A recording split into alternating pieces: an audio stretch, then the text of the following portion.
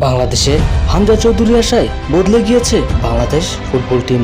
এদেশের ফুটবল এখন আশার আলো দেখতে শুরু করেছে। হামজা চৌধুরীর হাত ধরে বাংলাদেশে একের পর এক আসছে সুখবর। নামটা শুনলেই চমকে উঠবেন যে আর কেউ নয়, কানাডিয়ান প্রবাসী সামিদ সোম বাংলাদেশে হয়ে খেলার আগ্রহ প্রকাশ করেছে। বাফুফে অনেকদিন ধরেই তার সাথে যোগাযোগ করার চেষ্টা শুরু করে। অবশেষে তিনি বাংলাদেশের জার্সিতে খেলার আগ্রহ প্রকাশ করেছেন।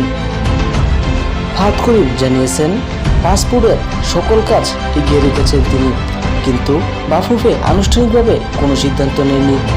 যদি সামিদ সোম বাংলাদেশের হয়ে খেলতে আগ্রহ প্রকাশ করে তাহলে সিঙ্গাপুরের ম্যাচেই তাকে দেখা যেতে পারে। সামিদ সোম একজন কানাডিয়ান প্রিমিয়ার লিগ ক্লাবের ক্যাভালরি এফসির হয়ে একজন মিডফিল্ডার। তার জন্ম 5 সেপ্টেম্বর 1997। তার বাবা মা দুজনই বাংলাদেশি, কিন্তু তার জন্মস্থান এডমন্টন, আলবার্টা, কানাডা। পরবর্তী আপডেট পেতে আমাদের সঙ্গে থাকুন।